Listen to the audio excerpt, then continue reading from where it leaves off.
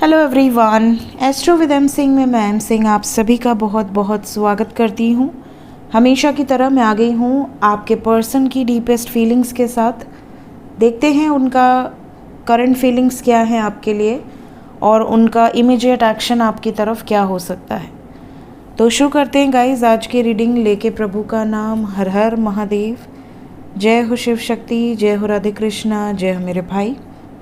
सबसे पहले अपने पर्सन को याद कर लीजिए, उनका नाम ले लीजिए एटलीस्ट 3 टाइम्स ताकि ज़्यादा से ज़्यादा एनर्जीज़ आप तक पहुंच सकें इस कलेक्टिव रीडिंग के माध्यम से।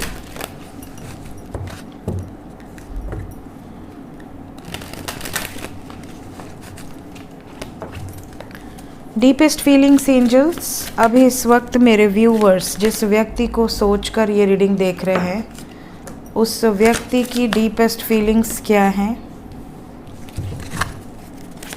Deepest feelings right now.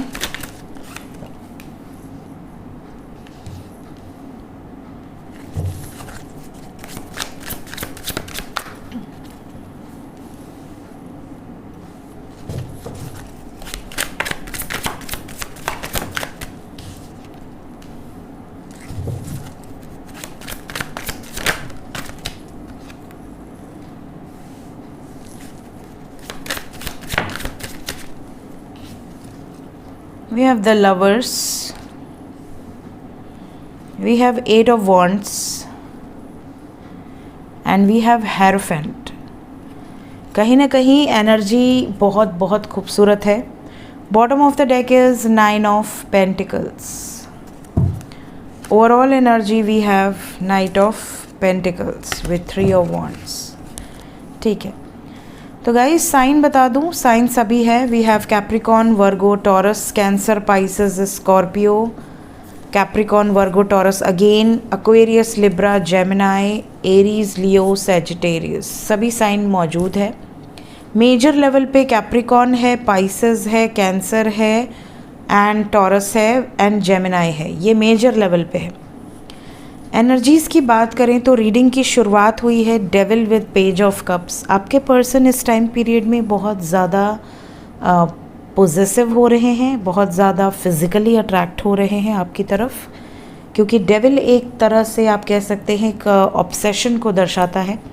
जैसे आपको देखना, आपसे बातें करना, आपको फील करना, आपको ही इमेजिन करते रहना लगातार कंटिन्यूसली, ये एनर्जी है इनकी।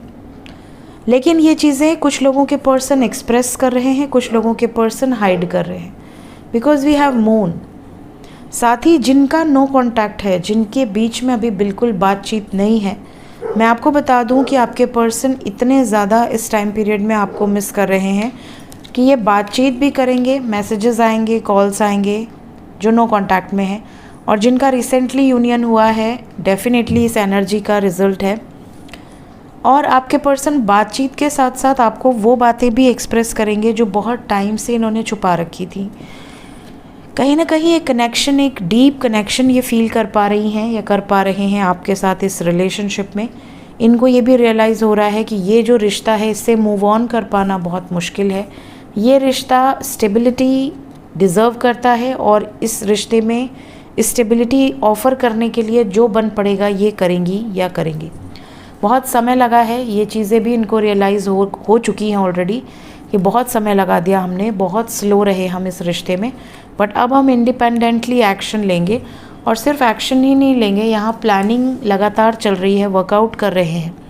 मतलब कि सिर्फ सोच नहीं रहे, इमेजिनेशन में ही सिर्फ नहीं है सब, ये चीज़ें धरातल पर भी आपको ग्राउंड लेवल पे भी नज़र आएंगी। उनकी तरफ से जो भी एफर्ट्स हैं वो आपको दिखेंगे। ये एनर्जीज़ हैं। कुछ कार्ड्स को मैं यहाँ पे क्लैरिफाई करूँगी।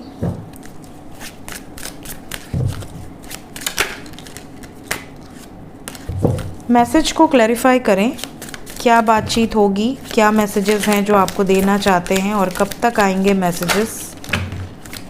ये बहुत ज़्यादा हैं। क्या बातचीत होगी और कब तक आएंगे मैसेजेस। देखिए यहाँ पे तो कपल आ गया है। इसका मतलब कहीं ना कहीं मैरिड लाइफ में अगर सेपरेशन चल रहा है या अनमैरिड हैं और सेपरेशन चल रहा है, किसी भी ऑब्स्टिकल्स के कारण, किसी भी प्रेशर के कारण, किसी भी थर्ड पार्टी सिचुएशन के कारण। तो आपके पर्सन आपको ये बताना चाहते हैं कि इनकी लाइफ में जो भी परेशानियां थी उनसे ही लड़ने में, उनसे ही जूझने में, उसी स्ट्रगल में ये आपसे बातचीत नहीं कर पाए थे। लेकिन इन्होंने हमेशा आपको याद किया, आपको मिस किया, आपको रियलाइज़ नहीं हुआ, ये इनका कहना होगा कि अगर मैंने तुम्हें याद किया तो तुमको पता तो चला होगा। ये भी दिख रहा है कि अगर आपके पर्सन ने प्रेशर में आके किसी और से शादी कर ली है या हाँ कह दिया है या एंगेजमेंट कर ली है, वहाँ पर चीज़ें ख़त्म हो सकती हैं। कहीं ना कहीं वो खुश नहीं है उस सिचुएशन में। वो जिस सिचुएशन में गई हैं या गए हैं आपसे छुप छुपा के, या आपको पता हो, ये वहाँ से बर्डन फील कर रहे हैं और वहाँ से मूव ऑन करने की एनर्जी है। बहुत इंतज़ार किया है इन्होंने, बट ऑब्स्टिकल्स ही ऑब्स्टिकल्स हैं। तो ये किसी ट्रैप्ड सिचुएशन से बाहर निकलने के बारे में भी कंटिन्यूअसली सोच रहे हैं। ये चीज़ें भी ये आपसे कहेंगे। द लवर्स को क्लैरिफाई कर दें। द लवर्स को क्लैरिफाई किया है queen of wands with 4 of swords. जितने भी कपल्स नो कांटेक्ट में हैं उनके लिए आया है 8 ऑफ वॉन्ड्स। बातचीत होगी, मैसेजेस आएंगे। स्पेशली अगर आपसे दूर हैं, ब्रेकअप सिचुएशन है, तो ये आपके फेवर में कुछ डिसीजंस ले सकते हैं आने वाले दिनों में। स्पेशली यहाँ से 4 नंबर बहुत इम्पॉर्टेंट है। देखते हैं नेक्स्ट एक्शन में क्या निकल कर आता है। क्या 4 नंबर की एनर्जी स्ट्रांग है? इमीडिएट एक्शन क्या हो सकता है मेरे व्यूवर्स की तरफ? इमीडिएट एक्शन क्या हो सकता है मेरे व्यूवर्स की तरफ? क्या वापस आने वाले हैं? बातचीत होने वाली है? 1 मोर कार्ड। ओके,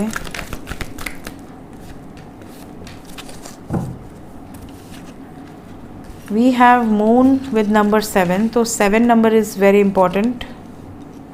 यहाँ पे 7 की सिंक्रोनिसिटीज़ है। Even bottom of the deck is also 7। Then यहाँ 4 है, 1 4 4। Again we have 7।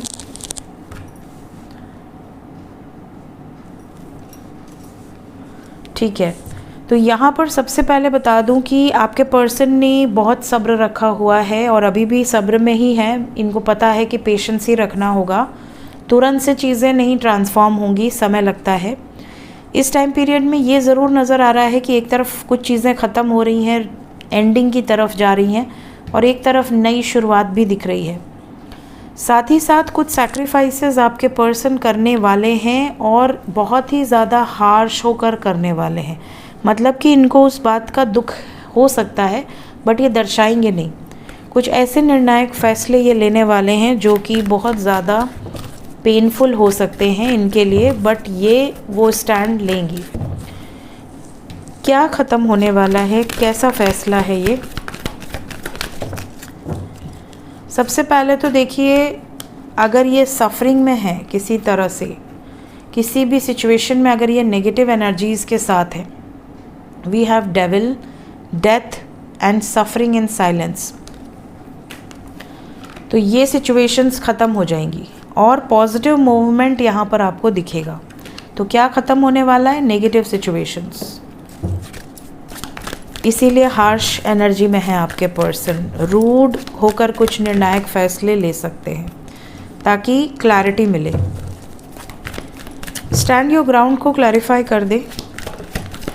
फैमिली के अगेंस्ट, क्योंकि फैमिली जो है वो आपका प्रपोजल एक्सेप्ट नहीं कर पा रही है, तो आपके पर्सन थर्ड पार्टी से मूव ऑन करने का डिसीजन लेंगे। इसीलिए स्टैंड योर ग्राउंड की एनर्जी आई है। तो ये भी मैंने आपके लिए क्लैरिफाई कर दिया है।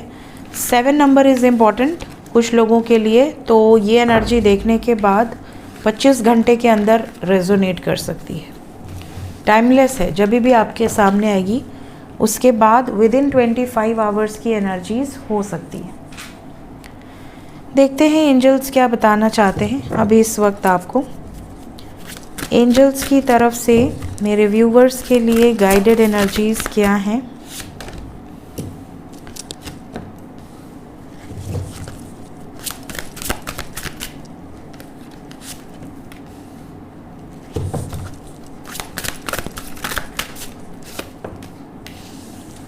देखिए कुछ लोगों के पर्सन की एनर्जी ऐसी है, यहाँ पे मून के साथ साइकिल्स की एनर्जी है। कुछ लोगों के पर्सन की एनर्जी ऐसी है जैसे कि वो होता नहीं है सुबह का भूला शाम को घर आ जाए। तो जैसे कुछ मैरिड कपल्स में झगड़ा हो गया हो, कोई एक दूसरे से दूर हो चला गया हो और अब वो वापस आ जाए, ये वाली वाइब्स है। कुछ लोगों के पर्सन वापस आने की एनर्जी में है।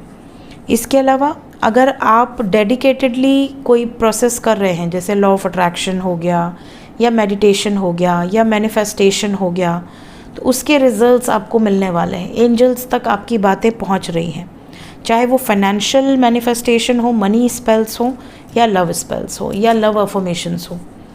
मेरे बहुत सारे मेडिटेशन या अफर्मेशंस या स्पेल्स दोनों चैनल पे आपको मिल जाएंगे। इसके अलावा कुछ लोगों के लिए ये गाइडेड एनर्जीज़ हैं कि कचड़े को बाहर करो, जितना भी कचड़ा आपके अंदर है उसको रिलीज़ करो। कचड़ा in the sense negative energies, negative बातचीत। जैसे कई बार क्या होता है कि गॉसिप हो रही है, उसमें कुछ लोग किसी के बारे में बुराई कर रहे हैं, वो भी हमारे लिए कचड़ा ही है। हमारे शरीर में उसका कोई ज़रूरत नहीं है, बट हमको सुनने में मज़ा आता है, हम सुन लेते हैं, फिर वो हमारे अंदर जाता है और वो नेगेटिव एनर्जी एक बैड कर्मा क्रिएट करती है। क्योंकि जब आप कुछ गलत हो रहा है और आप उसको सुन रहे हैं, आप उसको देख रहे हैं और आप वहाँ चुप नहीं करा रहे हैं कि नहीं जो बोलना है, अगर तुम्हारे अंदर गट्स है, तुम्हारे अंदर हिम्मत है तो उसके मुंह पे चल के बोलो। या अगर तुम उसका अच्छा चाहती हो या चाहते हो तो तुम उसको चल के बताओ मेरे सामने, या तुम अकेले में जाके चल के बताओ। तुम पब्लिकली उसको बदनाम कर रहे हो। तो कहीं ना कहीं किसी के बारे में बुराई सुनना, किसी का बुराई करना, ये सोच के कि बात वहाँ तक नहीं जाएगी, जो मर्ज़ी बोल सकते हैं, तो ये भी एक बैड कर्मा क्रिएट करता है। तो ऐसे हम दिन भर में बहुत सारी ऐसी चीज़ें करते हैं जो हमारे अंदर शरीर में चिपकती रहती है, हमारे ऑरा को कमज़ोर करती हैं। इसलिए कभी भी अगर आपको लगता है कि आप नेगेटिव चीज़ों से या नेगेटिव सिचुएशंस में या नेगेटिव लोगों से मिलकर आए हैं, तो आपको थोड़े टाइम अपने क्लिनजिंग में लगाना चाहिए। क्लियरेंस का सबसे बेस्ट जो प्रोसेस है वो है पूजा पाठ, मेडिटेशन। इसके अलावा आप सॉल्ट से क्लिनजिंग कर सकते हैं, सॉल्ट वाटर से नहा सकते हैं। अंदर का क्लिनजिंग करने के लिए मेडिटेशन इज़ मस्ट। तो आप सॉरी बोल सकते हैं, फॉरगिवनेस प्लान कर सकते हैं कि हाँ मैंने गलती की, मुझे अभी तक रिएक्ट कर देना चाहिए था, बट मैंने सुना, आगे से मैं नहीं सुनूंगी या नहीं सुनूंगा। जो सुन लिया, जो अंदर ग्रहण कर लिया, उसके लिए पछतावा जाहिर कर सकते हैं, फॉरगिवनेस आप प्रे कर सकते हैं। सो क्लियरेंस इज़ वेरी इंपॉर्टेंट। ठीक है, हम कभी कभी किसी का बुरा चाहते हैं, हम कभी कभी किसी का बुराई कर देते हैं, तो ये सारी चीज़ें हमारे ऑरा को वीक करती हैं। तो क्लियरेंस करते रहिए। आने वाला फुल मून काफ़ी लोगों के लिए बहुत ब्लेस्ड होगा। हर तरीके से कोई एक साइकिल कंप्लीट होते हुए नज़र आ रही है। तो फुल मून जब भी आएगा तो उसकी एनर्जी रीडिंग में हमें ये चीज़ें दिखेंगी। फ़िलहाल आपके लिए ब्लेसिंग्स हैं। डेडिकेशन अगर आप दिखा रहे हैं तो आपकी जो गाइडेंस है वो आपको एंजल्स की तरफ से रिसीव होगी, हो भी रही होगी। और clearance is very important. So मिलते हैं गाइस कल सुबह। Till then take care, bye bye.